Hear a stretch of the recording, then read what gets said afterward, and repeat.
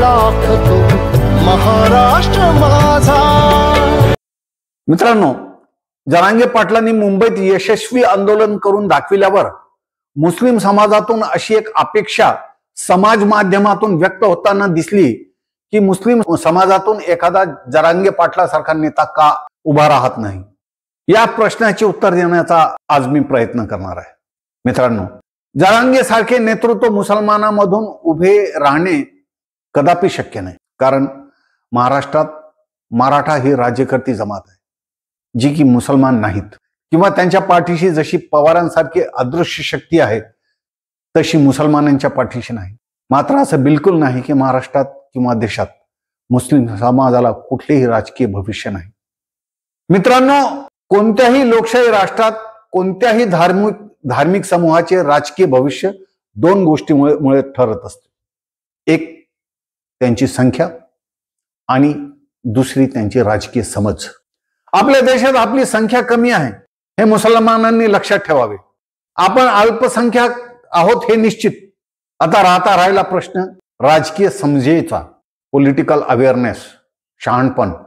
जेव्हा आपण आपल्या राजकीय समजेकडे पाहतो तेव्हा एक गोष्ट लक्षात येते की आपली राजकीय समज साधारण किंवा त्याच्यापेक्षा कमी आहे, अगदी बेताची। भारतात मुस्लिमांचे राजकारण बिगर मुस्लिमांच्या राजकारणापेक्षा किंचितही वेगळे नाही। हेही तेवढेच भ्रष्ट आहेत जेवढे की ते, यांचेही चारित्र्य तेवढेच वाईट आहे जेवढे की त्यांचे। कुराणमध्ये दिलेल्या नैतिक राजकीय तत्वांशी फारकत घेतल्यामुळे भारतीय मुस्लिमांचे सामूहिक राजकीय चरित्र पोकळ झालेले आहे।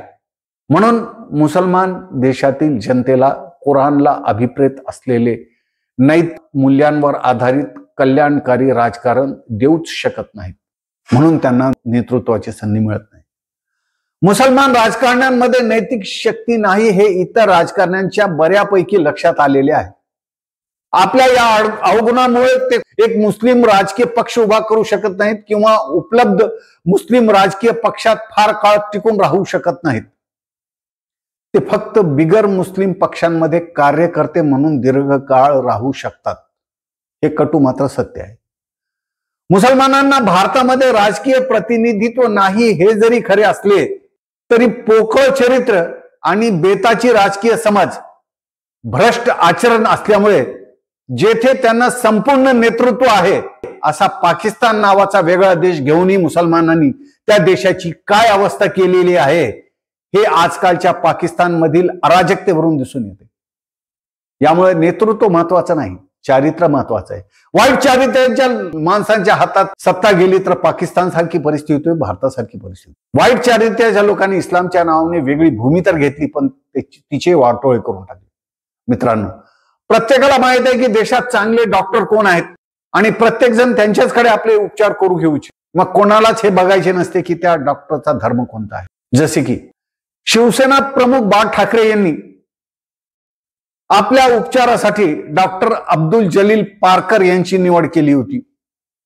महाराष्ट्राचे त्यावेळेसचे मुख्यमंत्री विलासराव देशमुख यांनी आपला उपचार करण्यासाठी डॉक्टर मोहम्मद रेला यांची निवड केली होती। का? कारण त्यांना त्यांच्या स्किल आणि चारित्र्याबद्दल विश्वास होता। मुसलमानांचे व्यक्तिगत चारित्र्य चांगले असेल पण सामूहिक चारित्र्य नाही। असेच आज जर मुसलमानांच्या हाती ज्या काही संस्था, संघटना, खाजगी प्रतिष्ठाने आहेत, दुकाने आहेत, त्यात त्यांनी जर इस्लामी नैतिक आदर्श आचारसंहितेचे पालन करत न्यायाची स्थापना केली, समतेची स्थापना केली आणि बहुसंख्य भावंडांना त्यांचा अनुभव घेऊ दिला तर यात मुळीच शंका नाही की ते त्यांना आपले नेतृत्व करण्याची सुद्धा संधी देतील।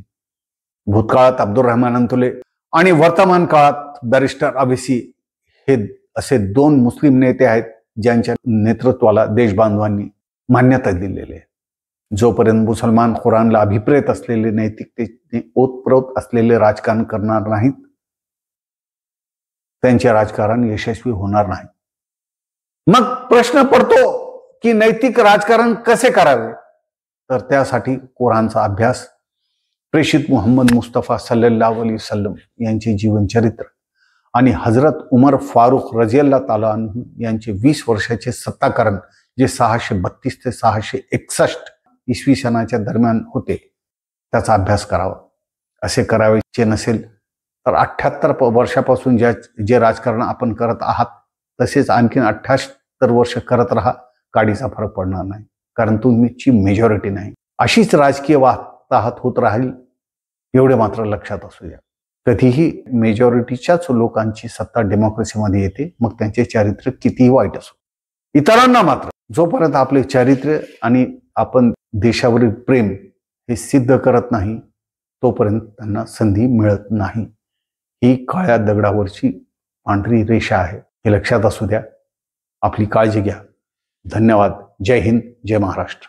व्हिडिओला लाईक, कॉमेंट, शेअर करा आणि महाराष्ट्र टुडे या यूट्यूब चॅनलला सबस्क्राईब करा.